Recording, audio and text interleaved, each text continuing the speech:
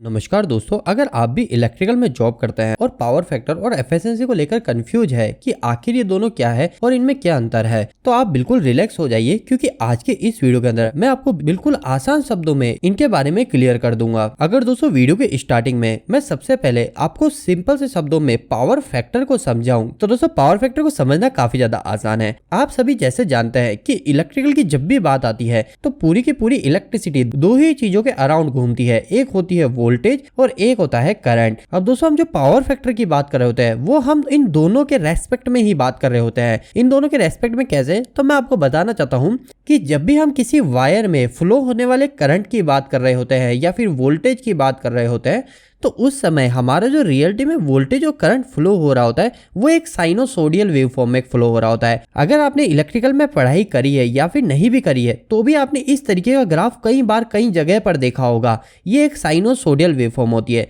और जब भी हम करंट या वोल्टेज की बात करते हैं तो हम यही दर्शाते हैं कि वोल्टेज हमारा कुछ ऐसे ऐसे फ्लो हो रहा है और हमारा जो करंट है वो करंट भी हमारा कुछ ऐसे ही फ्लो होता है। अब दोस्तों यह जो दोनों मैंने आपको ग्राफ बताया इसको आपको कुछ ऐसे याद रखने की जरूरत नहीं है, बस आपको इतनी सी बात पता होनी चाहिए कि जो वोल्टेज होता है और जो करंट होता है वो दोनों एक वेव फॉर्म में फ्लो हो रहे होते हैं जो कि कुछ इस तरीके की होती है। अब यह जो दोनों वेव फॉर्म में जो करंट और वोल्टेज फ्लो हो रहा है यह दोनों जो फ्लो होता है ये दोनों एक साथ में फ्लो होते हैं। मतलब यह जो वोल्टेज है इस वोल्टेज के रेस्पेक्ट में ही हमारा करंट भी फ्लो हो रहा होगा। और जब यह दोनों वोल्टेज और करंट दोनों एक साथ में फ्लो हो रहे होते हैं मतलब दोनों की जो वेव फॉर्म होती है ये बिल्कुल सिमिलर होती है तो उस समय हम बोलते हैं कि हमारे वायर में जो इलेक्ट्रिसिटी फ्लो हो रही है उसका जो पावर फैक्टर है वो पावर फैक्टर है हमारा 1, मतलब यूनिटी पावर फैक्टर वो सबसे अच्छा पावर फैक्टर माना जाता है।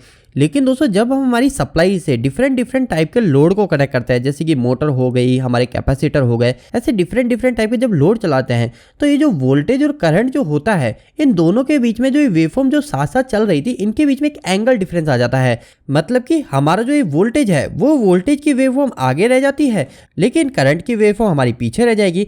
तो इस तरीके से आप देख रहे हो कि इन दोनों के बीच में मतलब वोल्टेज और करंट इन दोनों के बीच में एक एंगल का डिफरेंस आ गया और यह कितना डिफरेंस है इसी को ही हम पावर फैक्टर बोलते हैं। तो आपको क्लियर हो गया कि आखिरकार पावर फैक्टर क्या है। तो पावर फैक्टर सिंपल सी चीज है, हमारा जो वोल्टेज है और जो करंट है इन दोनों के वेवफॉर्म के बीच में कितने एंगल का डिफरेंस है वही है हमारा पावर फैक्टर। और मैं आपको थोड़ा सा अगर प्रैक्टिकल तरीके से बताऊं तो आप सभी ने पावर फैक्टर को कई बार कोस थीटा तरीके से भी डिनोट करते हुए देखा होगा। कई सारी मोटर पे कोस थीटा लिखा रहता है और वहां पे 0.80 लिखा होता है, मतलब इससे पता चलता है इसका जो पावर फैक्टर है वो 0.80 है। कहीं पर कोस थीटा 0.90 लिखा होता है। तो इस तरीके से हमारा पावर फैक्टर लिखा होता है। तो यह जो थीटा है ये थीटा हमें किस बारे में बताता है, ये थीटा का मतलब होता है हमारी डिग्री। और डिग्री किस चीज की, तो हमारा जो वोल्टेज है और जो हमारा करंट है इन दोनों के बीच में कितना डिग्री का डिफरेंस है वही डिग्री अगर आप यहाँ पे डाल दोगे, जैसे मान लो वोल्टेज और करंट के बीच में 20 डिग्री का डिफरेंस है तो यहाँ पे आप थीटा की जगह कोस 20 कर दोगे तो कोस 20 की जो वैल्यू आई वही होगा हमारा पावर फैक्टर।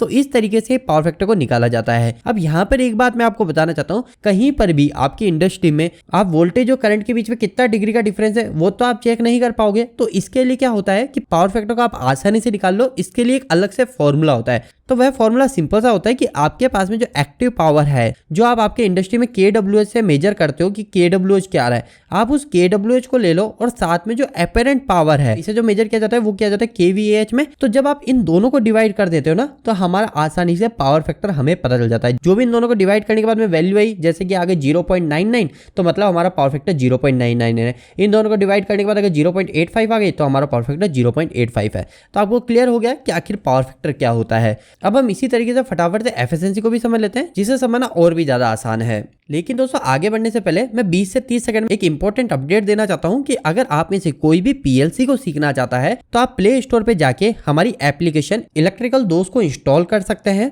उस एप्लीकेशन के अंदर मैंने एक पीएलसी का कोर्स अपलोड किया है जिसके अंदर मैंने इतने आसान से शब्दों में पीएलसी को सिखाया है कि अगर कोई इंडस्ट्री में सिर्फ एक इलेक्ट्रिशियन है या फिर एक इलेक्ट्रिशियन हेल्पर भी है तो भी वो पीएलसी को सीख सकता है। उस कोर्स की वीडियो देखकर खुद की इंडस्ट्री में जो पीएलसी लग रही है उसके अंदर प्रोग्रामिंग और मॉडिफिकेशन भी कर पाएगा। तो मैंने इतने आसान से शब्दों में पूरे पीएलसी को समझाया है। अगर आप पीएलसी के उस कोर्स को इनरोल करना चाहते हैं तो आप प्ले स्टोर से हमारी इलेक्ट्रिकल दोस्त एप्लीकेशन को इंस्टॉल कर लीजिए। और इसके अलावा एक और बात, वैसे तो इस कोर्स की फीस जो है वो 999 है, मतलब 1000 रुपए के आसपास, लेकिन स्टार्टिंग के कुछ यूजर्स के लिए मैंने इस फीस को काफी कम रखा है, अगर आप वहां पर कूपन में ED70 डालोगे तो आपको यह कोर्स सिर्फ 299 मतलब 300 रुपए से भी कम में मिल जाएगा। तो अगर आप भी PLC सीखना चाहते हैं तो एक बार आप हमारी एप्लीकेशन को जरूर से इंस्टॉल कीजिए। चलिए अभी हम आगे बढ़ते हैं और एफिशिएंसी को भी आसान से शब्दों में समझ लेते हैं। तो दोस्तों देखिए, एफिशिएंसी को समझना तो पावर फैक्टर से भी सिंपल है। एफिशिएंसी का मतलब क्या होता है? एफिशिएंसी का मतलब सिंपल सा है कि जैसे कि मेरी एक मोटर है, ठीक है, इस मोटर को मैंने इनपुट में क्या दी, इलेक्ट्रिकल सप्लाई दी, मतलब पावर सप्लाई भेजता हूं मैं मोटर के अंदर, तो मैंने जो इलेक्ट्रिकल की सप्लाई दी उसके बदले मुझे क्या मिलेगा? उसके बदले मुझे मिलेगा ये मोटर जो होगी, ये मोटर किसी भी चीज को घुमाएगी।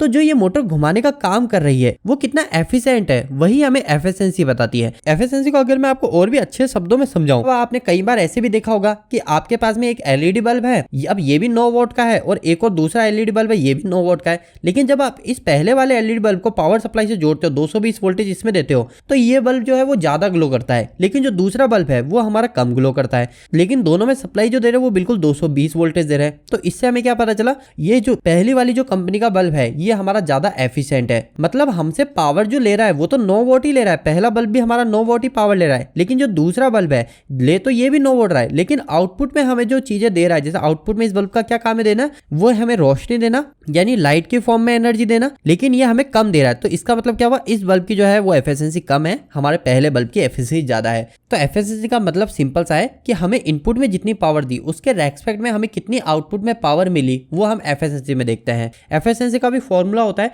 जो कि सिंपल सा है, जो भी आपकी आउटपुट की पावर है उस आउटपुट की पावर में आप डिवाइड कर दो इनपुट की पावर का, और अगर आप इसमें मल्टीप्लाई 100 कर देंगे तो आपको आपकी एफिशिएंसी परसेंटेज में पता चल जाएगी। तो दोस्तों उम्मीद है आपको क्लियर हो गया कि एफिशिएंसी क्या होता है, और पावर फैक्टर भी आपको क्लियर हो गया होगा कि जो कि था कि वोल्टेज और हमारा जो करंट है, इन दोनों की जो वेव फॉर्म है इनके बीच में कितना एंगल का डिफरेंस आ गया वो हमें पावर फैक्टर में पता चलता है। और साथ ही में एफिशिएंसी का मतलब हुआ कि हमारा जो इक्विपमेंट है, इस इक्विपमेंट के अंदर खुद के कितने लॉस है वो हमें एफिशिएंसी में पता चलता है। तो चलिए आज के इस वीडियो में इतना ही रखते हैं, और जाते जाते मैं वापस से बताना चाहता हूं, अगर आपको पीएलसी का बिल्कुल भी नॉलेज नहीं है, आप सोचते हो पीएलसी सीखना बहुत ज्यादा मुश्किल है, तो बिल्कुल ऐसा नहीं है, पीएलसी सीखना बहुत ज्यादा आसान है। आप प्ले स्टोर से इलेक्ट्रिकल दोस्त एप्लीकेशन को एक बार इंस्टॉल कर लीजिए, और वहां पर जो इंट्रो वीडियो है आप सिर्फ एक बार उस वीडियो को देखिए, आपको क्लियर हो जाएगा पीएलसी सीखना कितना ज्यादा आसान है। साथ ही में अगर आप कोर्स परचेज करें तो ED70 जरूर डालिएगा, क्योंकि स्टार्टिंग के कुछ मेंबर को मैं ये कोर्स सिर्फ 299 रुपीज में ही देना चाहता हूँ। चलिए आज के इस वीडियो में सिर्फ इतना ही। वीडियो कैसा लगा प्लीज हमें एक लाइक करके जरूर बताना। इस वीडियो के प्रति इलेक्ट्रिकल जोड़े कोई सवाल रह गए तो आप मुझे नीचे कमेंट बॉक्स में कमेंट करके पूछ सकते हैं। इलेक्ट्रिकल की वीडियो अगर आप पसंद करते हैं आज हमारे चैनल को सब्सक्राइब कर लीजिए। आज के लिए इतना ही, धन्यवाद।